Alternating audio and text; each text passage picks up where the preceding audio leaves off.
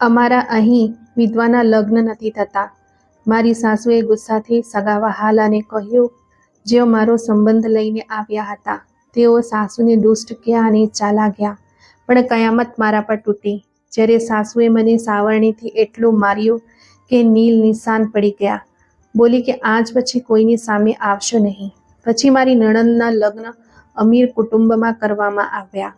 હું રૂમની સફાઈ કરી રહી હતી જ્યારે તેનો થનારો પતિ હેમંત ત્યાં કોઈ કામથી આવ્યો અને મને જોઈ પથ્થર જેવો થઈ ગયો. 2 દિવસ પછી જ્યારે જાન આવી તો હોશ ઉડી ગયા. તેને બધાની સામે જબરદસ્તી મને પોતાની બરાબરમાં બેસાડી અને રોશની ક્યાં છે? હેમંતે ભરેલી સભામાં મારું નામ પોકાર્યું તો થોડી ક્ષણ માટે હું ચૂપ થઈ ગઈ. હું જે એક ખૂણાવાળી ખુરશી પર સૌથી છુપાઈને બેઠી હતી, આમ અચાનકથી મારું નામ બોલાવ્યું તો હું ચૂપ બેસી રહી. આંટી, રોશનીને બોલાવી દો, તેણે મારી સાસુને કહ્યું તો સાસુ ગુસ્સે થઈને મારી પાસે આવી અને બોલી, ચાલો હવે, જ્યારે તે તમને બોલાવી રહ્યો છે તો બધાની સામે મને લજ્જિત કરવા બેઠી છો અહીં? ઉઠો અને સ્ટેજ પર ચાલો. હું ચૂપચાપ ઉઠીને સાસુ સાથે સ્ટેજ પર આવી ગઈ. શરમથી મારી નજર જ નહોતી ઉઠી રહી, પણ હું સાફ અનુભવી શકતી હતી. ત્યાં હાજર દરેકની નજર મારા પર જ ટકેલી હતી અને બધા ગુપસપૂસમાં એ પૂછી રહ્યા હતા કે દુલ્હાએ આખરે તેને કેમ બોલાવી છે. ત્યાં ગઈ તો હેમંત એકદમ ઊભો થઈ ગયો અને મારી સાસુને કહ્યું કે તે તેમની સાથે કંઈક વાત કરવા માંગે છે. હેમંતની માએ તેને રોકવા ઈચ્છ્યો, પણ તે દીકરાના કહેવા પર તરત જ ચૂપ થઈ ગઈ અને તેને તે જ કરવા દીધું જે તે કરવા માંગતો હતો. સાસુના ચહેરાનો રંગ એકદમ ઉડી ગયો હતો, પણ ત્યાં ઘણા મહેમાનો હતા એટલે તેમણે મૌન જ ને ઠીક સમજી અને રૂમમાં હેમંત સાથે વાત કરવા માટે ચાલી ગઈ. થોડીવાર પછી તે બંને બહાર આવ્યા તો સાસુનો રંગ પહેલાથી વધારે પીળો પડી ગયો હતો, જ્યારે હેમંત ઘણો ખુશ લાગી રહ્યો હતો. મને ત્યાં જ સ્ટેજ પર એક બાજુ ખુરશી પર બેસાડી દેવામાં આવી. થોડી જ વારમાં મારી નણંદ ત્યાં આવી ગઈ અને તે બંનેના લગ્ન થઈ ગયા. તેમના લગ્ન પછી લોકો જમવામાં વ્યસ્ત થઈ ગયા તો સાસુ હેમંત અને નીરાને લઈને રૂમમાં ચાલી ગઈ. સાથે જ તેમણે મને પણ રૂમમાં બોલાવી દીધી, જેના પર મને નવાઈ તો ઘણી થઈ, કારણ કે આ બંને મા દીકરીએ ક્યારે મને મહત્વ નહોતું આપ્યું અને હવે જેમ તે મને બોલાવીને લઈ ગઈ હતી, મને ઘણું વિચિત્ર લાગી રહ્યું હતું. રૂમમાં જઈને સાસુએ જે વીજળી પાડી તે મારી કલ્પનાથી તદ્દન વિપરીત હતી. તેમના મત મુજબ બધાની સામે રીના અને હેમંતના લગ્ન થઈ ચૂક્યા હતા અને વિદાય પછીના બીજા દિવસે રોશની, તારા પણ હેમંત સાથે લગ્ન છે. કેમ માં? પણ મારા લગ્ન કેમ? આ તો રીનાના લગ્ન થઈ રહ્યા છે ને? મને કંઈ સમજ નહોતું આવી રહ્યું. તે રૂમમાં હેમંત, તેના મમ્મી પપ્પા, રીના, માં અને હું હાજર હતા અને આ બધાની હાજરીમાં માં મને કેવી વાતો કહી રહી હતી. માએ સખત નજરોથી મને જોયું. એ પહેલા તે કંઈક બોલે હેમંત ગળું સાફ કરીને બોલ્યો, આ બધું અમારી ઈચ્છાથી થઈ રહ્યું છે. અમે જ આ બધું કહ્યું છે, તો કારણ વગર પરેશાન ન થાવ અને ખુશ થાવ કે તમારી નણંદની સાથે તમારું પણ ઘર વસી રહ્યું છે. બાકી હવે મને લાગે છે આપણે બહાર બેસવું જોઈએ. એવું ન થાય કે લોકો કંઈક બીજું જ સમજી બેસે. આ કહીને તે એક્સક્યુઝ મી કહેતો ત્યાંથી બહાર ચાલ્યો ગયો. તેની પાછળ તેના મા બાપ પણ રૂમની બહાર ચાલ્યા ગયા. જ્યારે મેં મા અને રીનાને જોયું તો બંને જ ગભરાયેલી અને પરેશાન દેખાઈ રહી હતી. રીનાની હાલત એવી હતી જાણે તે હમણાં જ રડી પડશે, પણ મોટા હૃદય ઊભી આ બધો તમાશો જોઈ રહી હતી. મા પણ હુંકાર ભરીને ત્યાંથી બહાર ચાલી ગઈ. દૂર થાવ મારી નજર સામેથી. રીના એ દબાયેલા આવાજે ચીસ પાડી તો હું ઝડપથી બહારની તરફ ભાગી. ક્યાંક તે ખરેખર મને ખતમ કરવાનો ઈરાદો ન હોય. બહાર આવતા જ હું મારા રૂમમાં આવી ગઈ અને અંદરથી દરવાજો બંધ કરી દીધો. મારું આખું શરીર ધ્રુજી રહ્યું હતું. સમજણ નહોતું આવી રહ્યું આ બધું શું થઈ રહ્યું છે અને અચાનકથી મારી સાસુ કેવી રીતે પોતાની દીકરીના પતિ સાથે મારા લગ્ન કરવા તૈયાર થઈ ગઈ હતી. મને 2 દિવસ પહેલાનો બનાવ યાદ આવ્યો, જ્યારે હું મારા રૂમની સફાઈ કરી રહી હતી. મારી સાસુ અને નણંદે ઘરનું બધું કામ મારાથી જ કરાવ્યું હતું. ફક્ત વાસણ ધોવા માટે એક કામવાળી બાઈને રાખી હતી. એ પહેલા ઘરની સાફ સફાઈ બધી મેં એકલા હાથે જ કરી હતી. બાકી બધા કામ થઈ ગયા હતા, ફક્ત રૂમ રહી ગયો હતો. હું આખી રીતે રૂમના ખૂણે ખૂણે સાફ કરવામાં મગ્ન હતી જ્યારે મને પગલાંનો અવાજ સંભળાયો. મેં પાછું વળીને જોયું તો સામે એક માણસ ઊભો હતો. હું ચોંકી ગઈ. ઝડપથી માથે દુપટ્ટો લઈને ઊભી થઈ ગઈ અને ત્યાંથી જવા લાગી. પણ તે માણસે મને રોકી અને પૂછ્યું, તમે કોણ છો? મેં મારો પરિચય કરાવવાને બદલે ઉલટું તેને જ ફરીથી પૂછ્યું, મિસ્ટર, તમે કોણ છો અને કેવી રીતે અંદર આવી ગયા? તે હસતા હસતા બોલ્યો, ઘરનો દરવાજો ખુલ્લો હતો અને આમ પણ હવે આ મારું જ ઘર છે, તો હું હકથી અંદર આવી ગયો. મારું નામ હેમંત પટેલ છે, નીનાનો થનારો પતિ. હવે તમે તમારા વિશે બતાવો. તેની વાત સાંભળીને મેં ઝડપથી મારો પરિચય કરાવ્યો અને રૂમમાંથી બહાર નીકળી ગઈ. મને ફક્ત એ જ ડર હતો કે ક્યાંક મારી સાસુ કે નણંદ મને હેમંત સાથે જોઈ ન લે, કારણ કે જો એવું થાત તો મારો જીવ પર આવી બનત. ભગવાનનો આભાર કે કોઈએ પણ નહોતું જોયું. મેં વિચાર્યું પહેલા સાસુને જણાવી દઉં, પછી આ વાત પર માટી નાખીને મારા રૂમમાં આવી ગઈ.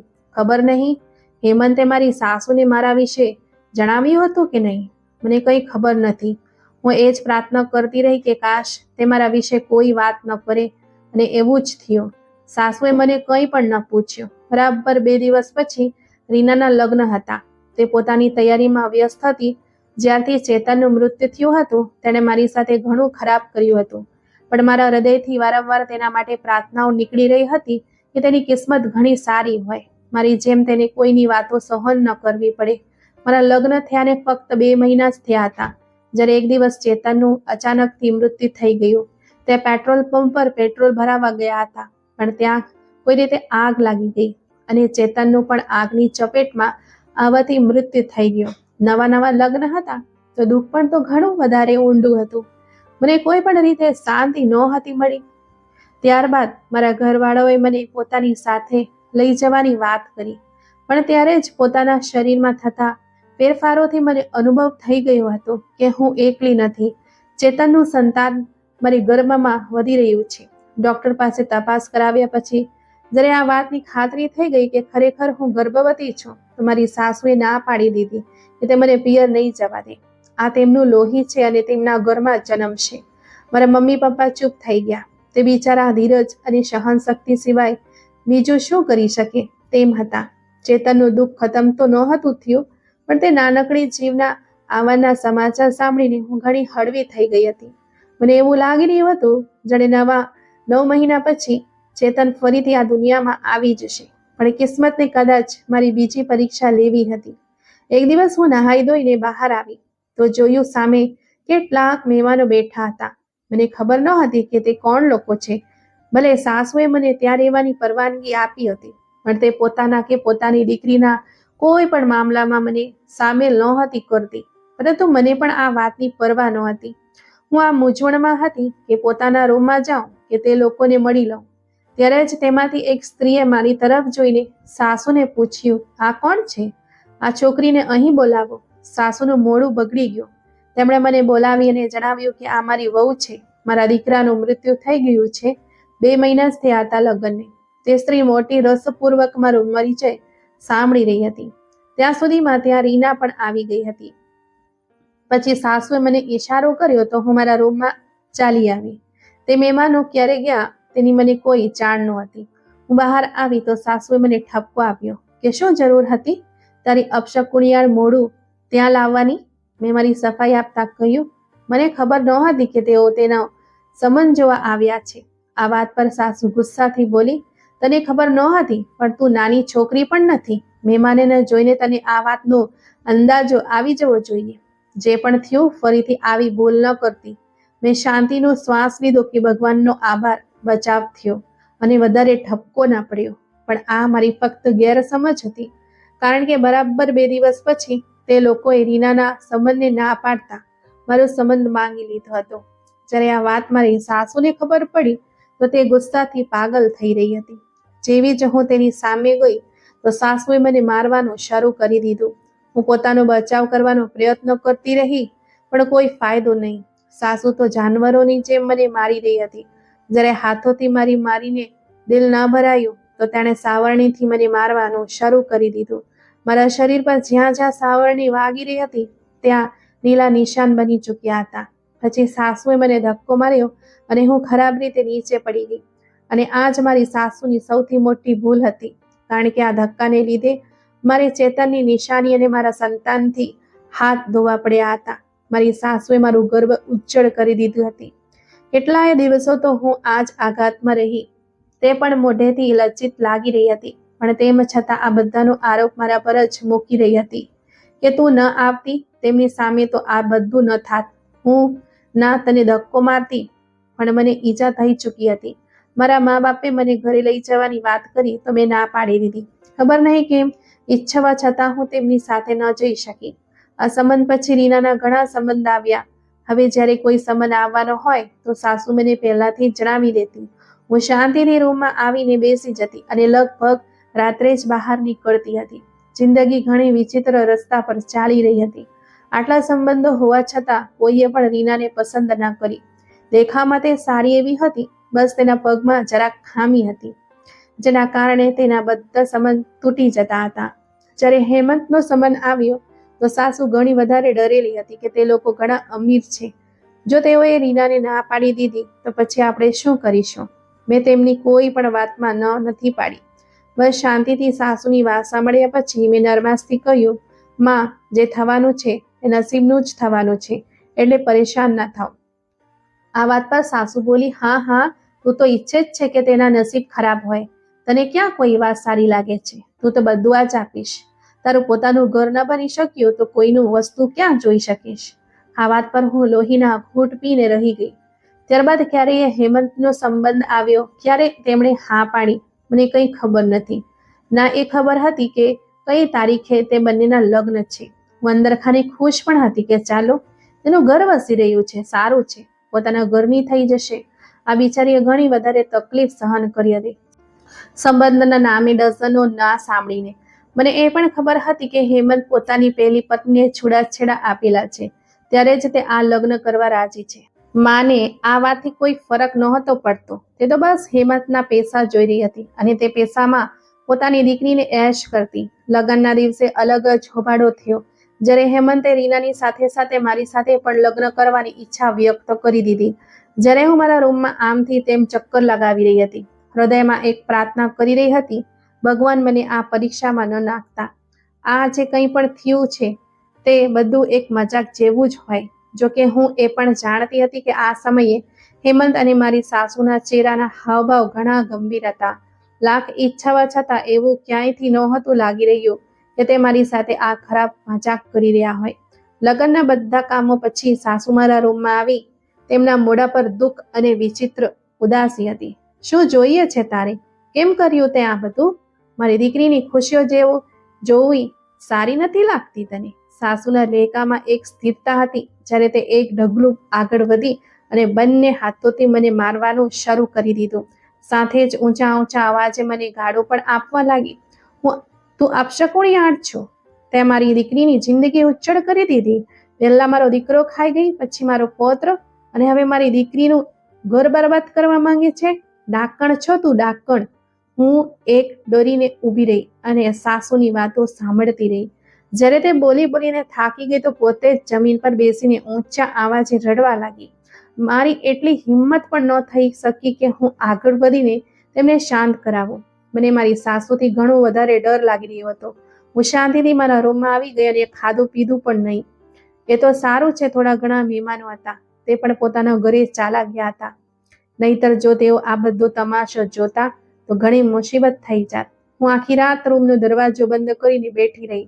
અડધી રાત્રે ભૂખ લાગી તો કિચનમાં જવા લાગી. મેં જોયું સાસુ પ્રાર્થના કરી રહી હતી, ભગવાન મારી દીકરીનું ઘર વસાવી દેજો, હેમંતનું હૃદય બદલી દે, રોશની સાથે તે લગ્ન કરવા ના પાડી દે. સતત તે એક જ વાત કરી રહી હતી. આ જોઈને મારું મન ઘણું ખરાબ થયું કે મારા લીધે આ સ્ત્રી પર શું વીતી રહી છે. ફક્ત આ જ નહીં, પરંતુ બીજી તરફ રીના પણ કેટલી તકલીફમાં હશે. અને હેમંત, તેણે કેટલી સરળતાથી કહી દીધું કાલે સવારે તે મારી સાથે લગ્ન કરશે. શું તેને કોઈ ડર નથી? શું તેને ખબર નથી કે આ ગેરકાયદેસર છે, કે તે પોતાનો ઘણો વધારે અધિકાર સમજે છે? હું પણ બાકીની રાત એ જ પ્રાર્થનાઓ કરતી રહી કે કાશ હેમંતનું મન બદલાઈ જાય. મારા જે નસીબ હતા તે મને મળી ગયા છે, પણ હવે હું આમ રીનાની જિંદગી ખરાબ કરવા નથી માંગતી. સવાર સુધી જેટલી પણ પ્રાર્થના કરી શકતી હતી મેં તે કરી હતી. બીજા દિવસે સાસુની આંખો સૂજેલી હતી. તેમણે સામાનની ટોપલીઓ તૈયાર કરી અને મને સાથે ચાલવાનું કહ્યું. મેં પહેલા તો ના પાડવા વિચાર્યું, પણ પછી ના જાણે કેમ તેમની સાથે ચાલી ગઈ. ત્યાં ગઈ તો હેમંત મને જોઈને એકદમ ખુશ થઈ ગયો. જ્યારે રીનાનું મોઢું બગડેલું હતું તે બંને મા દીકરી એકબીજાને ગળે વળગીને રડવા લાગી. તો હેમંત ચૂપચાપ ઉઠીને રૂમની બહાર ચાલો ગયો. પાછળ હું એક સોફા પર જામીને બેસી ગઈ. ત્યાં તે બંને મા દીકરીને વચ્ચે બેસવું મને ઘણું વધારે વિચિત્ર લાગી રહ્યું હતું. એટલે હું બહાર ચાલી આવી. ત્યાં મેં હોલમાં હેમંતને ઊભા રહીને કોઈની સાથે ફોન પર વાત કરતા જોયા. તો હું તેની પાસે આવી અને કહ્યું, મારે તમારી સાથે લગ્ન નથી કરવા. તેણે તરત જ ફોન કાપી નાખ્યો અને નરમાશથી મારી સામે જોઈને બોલ્યો, ઠીક છે, હું રીનાને છૂટાછેડા આપી દઉં છું. મેં ગુસ્સે થઈને કહ્યું, આખરે તમે મારી સાથે લગ્ન કેમ કરવા માંગો છો? જ્યારે રીના માટે સંબંધ લાવ્યા હતા, પછી તેની સાથે લગ્ન પર કરી દીધા, તો હવે કેમ? આખરે કેમ લગ્ન કરવા માંગો છો મારી સાથે? આ વાત પર હેમંતે વિચિત્ર નજરોથી મારી સામે જોયું.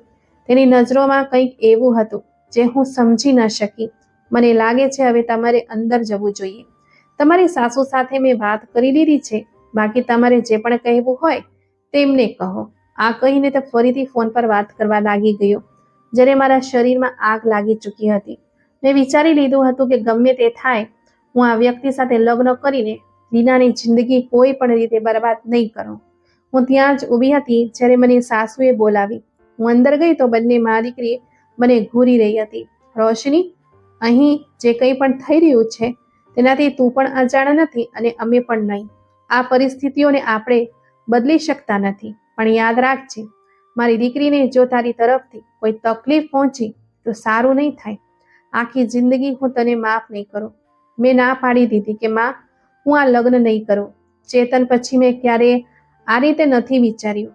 આ વાતથી સાસુ પહેલાથી વધારે પરેશાન થઈ ગઈ અને તે બોલી, ખબરદાર જો તે એવું વિચાર્યું પણ. મેં વાત કરી લીધી છે હેમંત સાથે. જો તે ના પાડી તો તે દરેક હાલતમાં રીનાને છૂટાછેડા આપી દેશે. સારું છે, જેવું હું કહું છું તેવું જ થાય.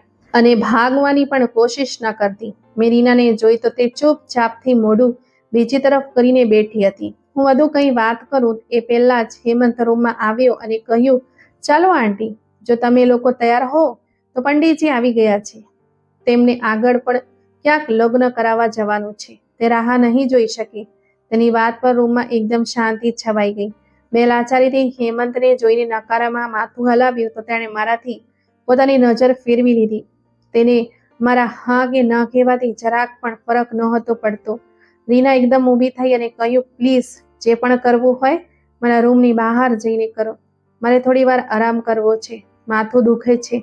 તેનો અવાજ ધ્રુજી રહ્યો હતો, પણ તેમ છતાં તેણે ખૂબ નિયંત્રણથી પોતાની વાત કહીને બધાના રૂમની બહાર જવા માટે રાહ જોવા લાગી.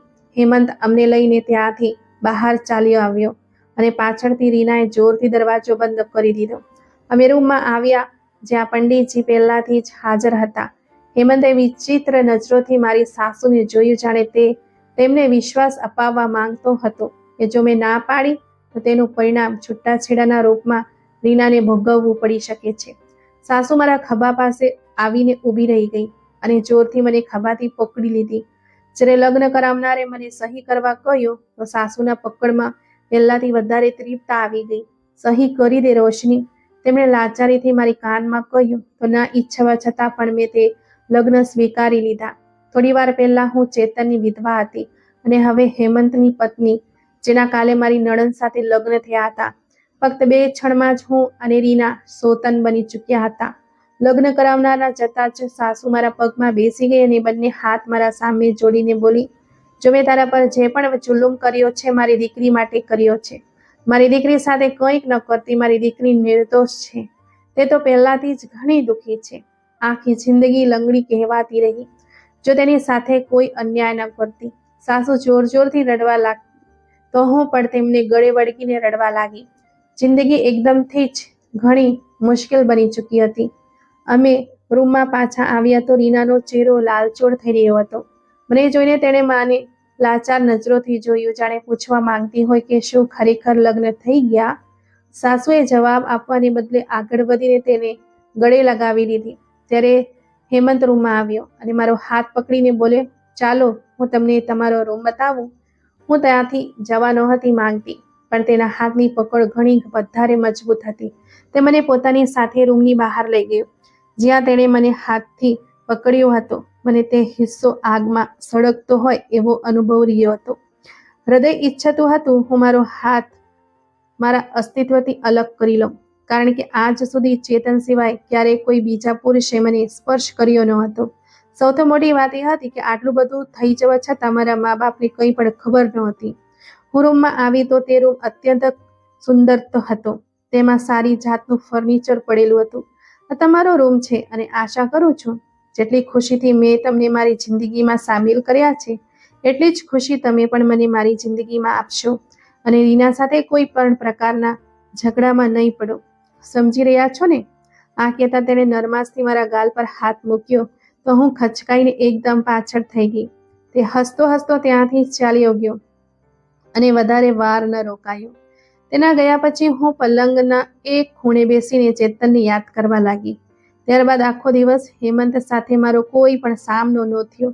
મારી નવી સાસુ એટલે કે હેમંતની માં એકવાર મારી પાસે આવ્યા હતા અને પ્રેમથી એમણે મારા કપાળ પર ચુંબન કરતા કહ્યું, મને ખબર નથી કે હેમંતે તારી સાથે લગ્ન કેમ કર્યા છે, પણ કદાચ તારા રૂપ અને સુંદરતાથી પ્રભાવિત થઈ ગયો હશે. જોકે તું સુંદર પણ કેટલી છે, કદાચ એટલે જ, કારણ કે હંમેશાથી જ હેમંતને સુંદર વસ્તુઓ પોતાની તરફ ખેંચે છે. સારું, આ વાત છોડ. હું આશા રાખું છું કે તમે બંને એને શાંતિ આપવાનો પ્રયત્ન કરશો અને લડાઈથી દૂર જ રહેશો. એ બોલતા રહ્યા પણ હું એમની કોઈ પણ વાતનો જવાબ ના આપી શકી. થોડી વાર આમ જ બેઠા પછી એમણે પોતે જ હેમંતની જિંદગી વિશે જણાવવાનું શરૂ કરી દીધું કે હેમંત પહેલા લગ્ન પણ નહોતો કરવા માંગતો. મેં બધા ઘરવાળાઓએ બહુ વધારે જોર આપ્યું પણ એ તોય ન માન્યો, તો મેં કડક પગલાં ભરવાની ધમકી આપીને એને મનાવ્યો હતો. બહુ મુશ્કેલીઓ પછી જ્યારે મારા દીકરાના લગ્ન થયા તો એ છોકરી મારા દીકરાના સ્વભાવ પ્રમાણે ન હતી. એને સારી છોકરી જોઈતી હતી પણ એ બહુ જ અલગ સ્વભાવની હતી. એને ફરવું, હરવું, શોપિંગ, હોટલિંગ, બસ આ જ બધું પસંદ હતું. હેમંતની સાથે એને ફક્ત બહાર જવાનું પસંદ હતું પણ ક્યારેય એણે હેમંતના ખાવા કે પીવાનું ધ્યાન ના રાખ્યું. મારો દીકરો આખી રીતે નોકરોના દયા પર હતો. હેમંતે બહુ વધારે કોશિશ કરી નિભાવવાની પણ તે નિભાવી ન શકી. અમે બધાની ઈચ્છા હતી કે હેમંતને સંતાન હોય પણ તેને પોતાના શરીરની પરવા હતી કે બાળક પછી તેનું શરીર ઢળી જશે. તો પછી હેમંતે તેને છૂટાછેડા આપી દીધા. પછી અમે બધા એકદમથી ઓલવાઈ ગયા કે પહેલા જ બહુ મુશ્કેલીથી તેને મનાવ્યો હતો અને હવે ફરીથી તે છૂટાછેડા આપી ચૂક્યો છે. મારી તો રાતોની ઊંઘ જ ઉડી ચૂકી હતી. દિવસ રાત બસ એ જ પ્રાર્થના કરતી હતી કે ભગવાન મારા દીકરાનું ઘર અને હૃદય બંને ખુશીઓથી ભરી દે. થોડા દિવસ લાગ્યા તેને ફરીથી મનાવવામાં તો તે માની ગયો. નીના સાથે સારું ભલું સંબંધ પણ નક્કી થઈ ગયો હતો. અમે આ પહેલો સંબંધ જ જોયો હતો. અમને થોડો ઘણો નીનાના લંગડા હોવાની વાંધો હતો પણ હેમંતે ના પાડી કે તે આવી કોઈને આશા અપાવીને નિરાશ નહીં કરી શકે. થોડાક લંગડાપણાનો કોઈ પ્રોબ્લેમ નથી. તે રીનાને જ પોતાની પત્ની બનાવશે. ભગવાનને હેમંતમાં કોઈ ખામી નહીં આપી તો એમાં હેમંતનું શું કમાલ છે, અથવા રીનાને કોઈ ખામી છે તો એનો શું વાંક? અમે બધા ઘરવાળા તેની આ વાતથી બિલકુલ રાજી હતા.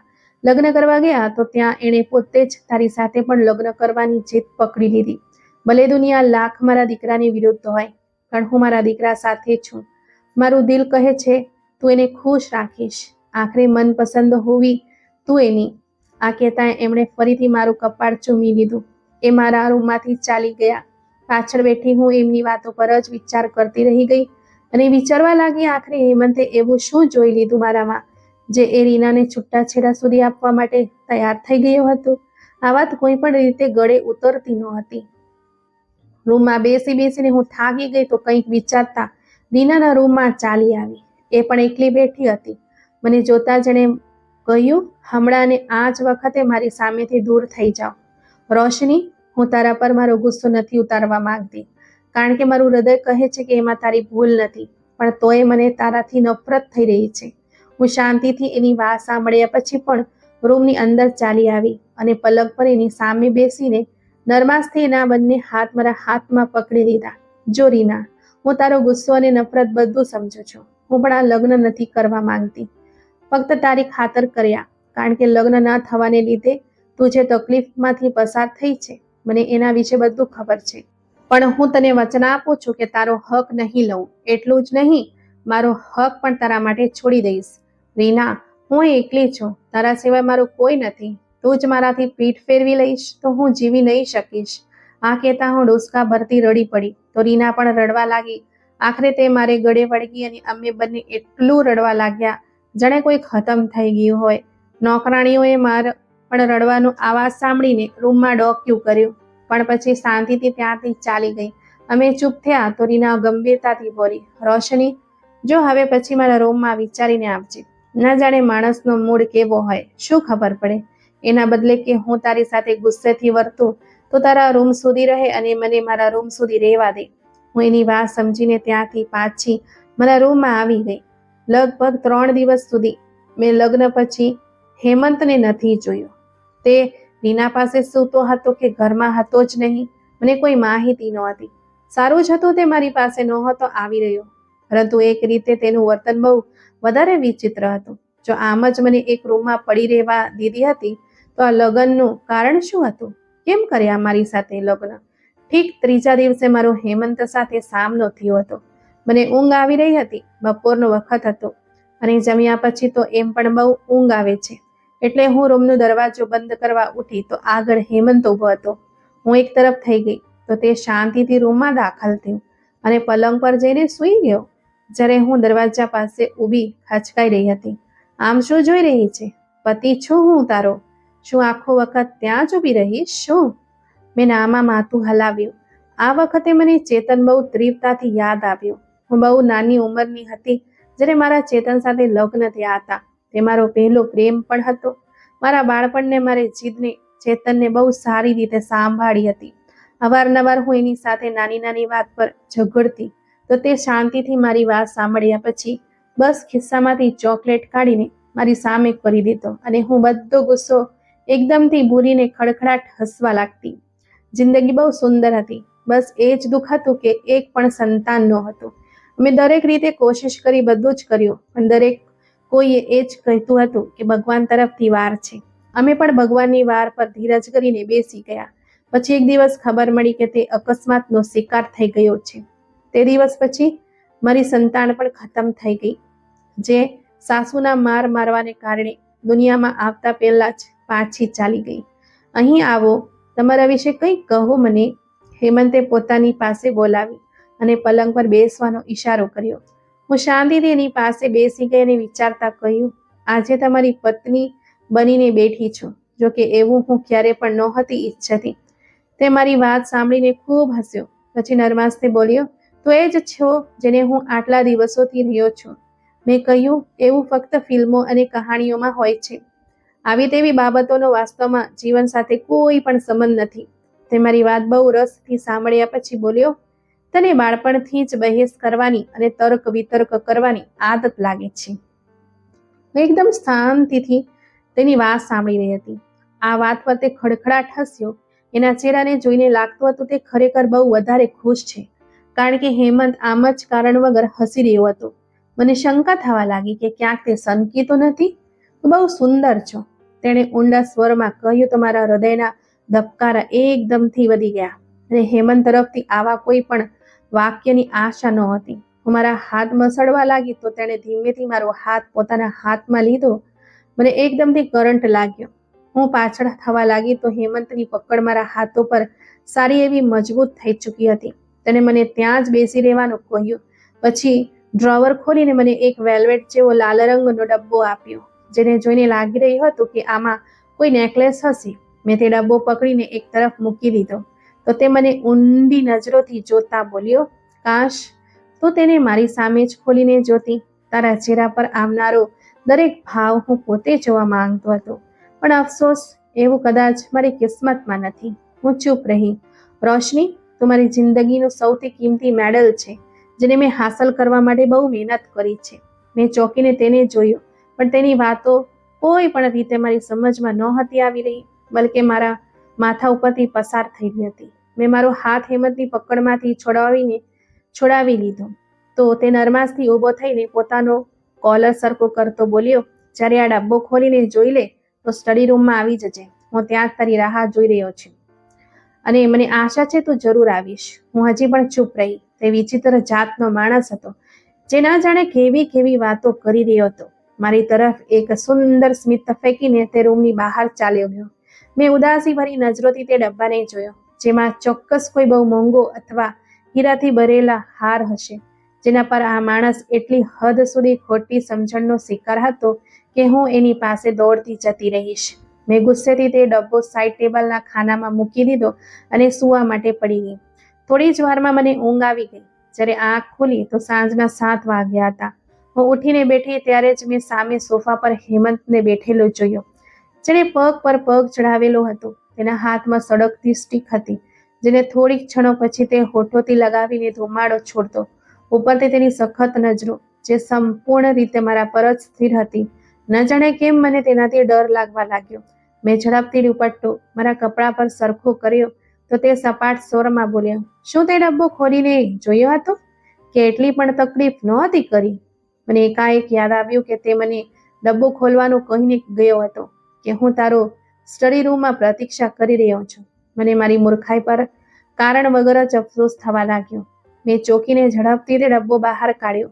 હેમંત હજી પણ એ જ નજરથી મને જોઈ રહ્યો હતો. મેં ડબ્બો ખોલ્યો તો એમાં કોઈ ઘરેણું નહોતું, ન હીરાથી બનેલી કોઈ વસ્તુ અને ન જમીનના કાગળો. એમાં મારી જિંદગીની એક બહુ નાની કહાણી હતી, જેને હેમંતે હકીકત કરી બતાવી હતી. મને સારી રીતે યાદ હતું તે ક્ષણ હું મારી આખી જિંદગીમાં નહીં ભૂલી શકું. હું બહુ નાની હતી. હું મારા મા બાપની પણ લાડકી હતી અને ભણવામાં પણ બહુ હોશિયાર હતી. નર્સરી અને બધી ક્લાસમાં મારી હંમેશા પહેલી પોઝિશન જ આવી રહી હતી. એટલે મને બહુ ખાતરી હતી કે હું લાયક છોકરી છું અને ફર્સ્ટ સિવાય બીજી કોઈ પોઝિશન પણ મારા માટે નથી બની. જ્યારે હું બીજા ધોરણમાં ગઈ તો એક છોકરો નવું એડમિશન અમારી ક્લાસમાં આવ્યો, જે બહુ લાપરવાહ હતો. તેને ભણવાનો વધારે શોખ નહોતો. હું તેની તરફથી બેફિકર થઈ ગઈ, કારણ કે ક્લાસમાં મારા જેટલું લાયક બીજું કોઈ પણ નહોતું. જ્યારે પેપરની વારી આવી તો રિઝલ્ટના વખતે હું પૂરા ભરોસાથી ફ્રન્ટ રોમાં બેસી મારા બોલાવવાની રાહ જોઈ રહી હતી.